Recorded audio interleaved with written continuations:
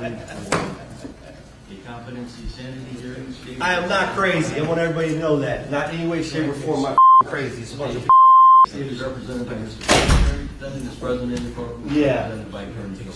and I'm not suicidal or any of that crap. Sit. Maybe go. I want to plead guilty is what I've been trying to do for the last 3 months. I did it. I stabbed the girl. She had it coming. She was poisoning me. All right, working for the DA and mob. That's what she was doing. Ain't nothing crazy about that. They're real. So, we have a report dated July 7th, 2025 from the Psychodiagnostic Clinic authored by Dr. Arcangela S. Wood. And she's full of Sir? Dude, I don't care. You're making me go to a nut hospital, dude. No further I've been home comments. 15 years, dude, without no problems, man. Worked every day of my life since I've been home. And all of a sudden now, this woman's telling me, I flew by that damn test. I did great on that test. Sir, you can be silent and speak. What's from it the matter? podium, You're screwing me over anyway. Or you can be removed from the court.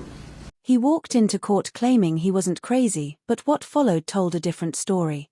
In a tense courtroom exchange, the defendant insisted he was of sound mind, repeatedly denying any mental illness or suicidal intent.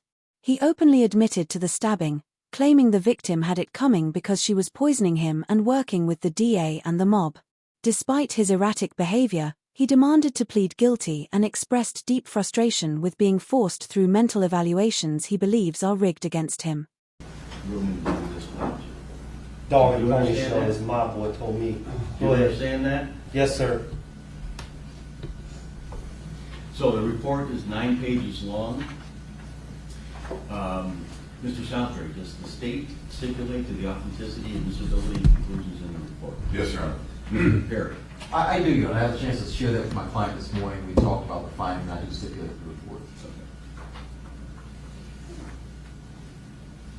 Most of the time, Your Honor, people are trying to get out of going to prison, acting Sure. crazy. I'm the opposite.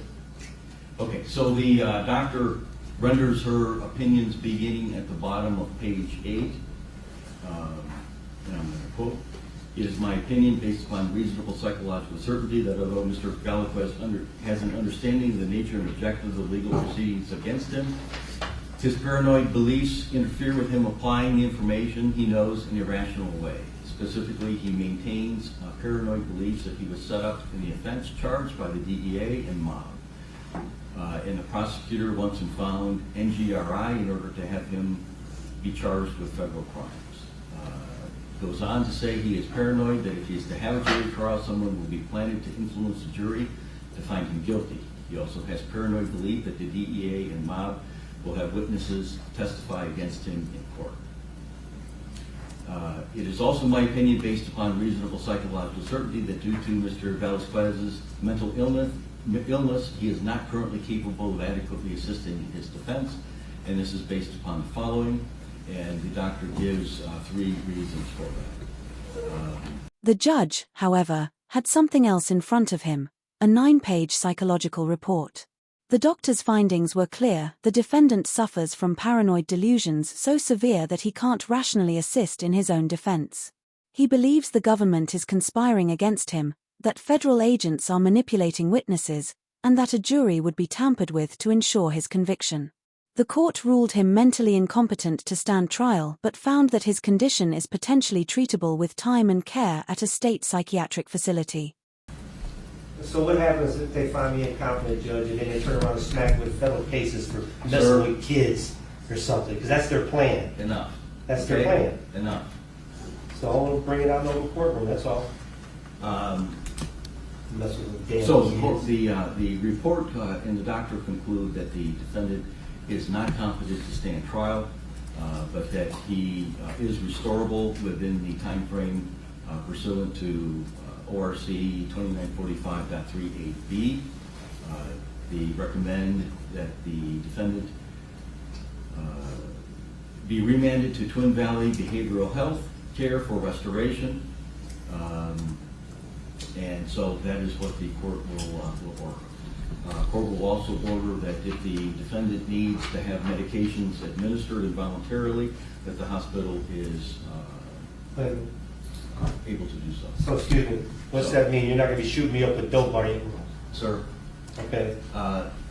Mr. Perry, does the defense stipulate to the authenticity and admissibility conclusions in the report? We do, yes. All right. Anything to add? Couple things that, yes. First of all, my experience is that it's a wait list right now to get into Twin Valley. Does the court know how long that wait list might be for Ms. Velasquez? The court does not, but we can inquire into that. Okay, the second thing. Wait, hold on just a second. Ms. Howe, do you have any input? Yes, I contacted Twin Valley this morning, and it's about a month. Okay. So, for the record, Ms. Howe is the forensic monitor from that county. Thank you. Thank you. Second thing is, Your Honor, you want to set a status in the future just to see where we are in about a month or so? You want to just let it sit for now? We can do that. Mr. Southbury, any? That's fine. I have a question. Go Okay, ahead. give me a date 30 days out. May I have a question, please?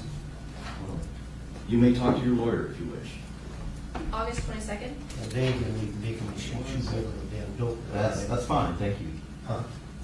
They're not gonna force no dope on me. Okay. No, I need to know now. All right, August, What do you we'll say? set a status hearing for August 22nd. Okay. Okay, thank All right. you. Anything else, Mr. Southbury? No, Your Honor. All right, very well. We'll see you back then. Thank you. But the defendant wasn't going quietly. As the court ordered his transfer to Twin Valley Behavioral Health, he exploded with questions and accusations, terrified at the idea of being forcibly medicated. He lashed out at the judge, prosecutors, and even his own lawyer, demanding answers and questioning what would happen once he's labeled competent again. The courtroom fell silent as the judge confirmed the next steps: restoration treatment, a possible involuntary medication order, and a 30-day follow-up. What started as a plea hearing quickly unraveled into a full-blown mental health crisis in real time.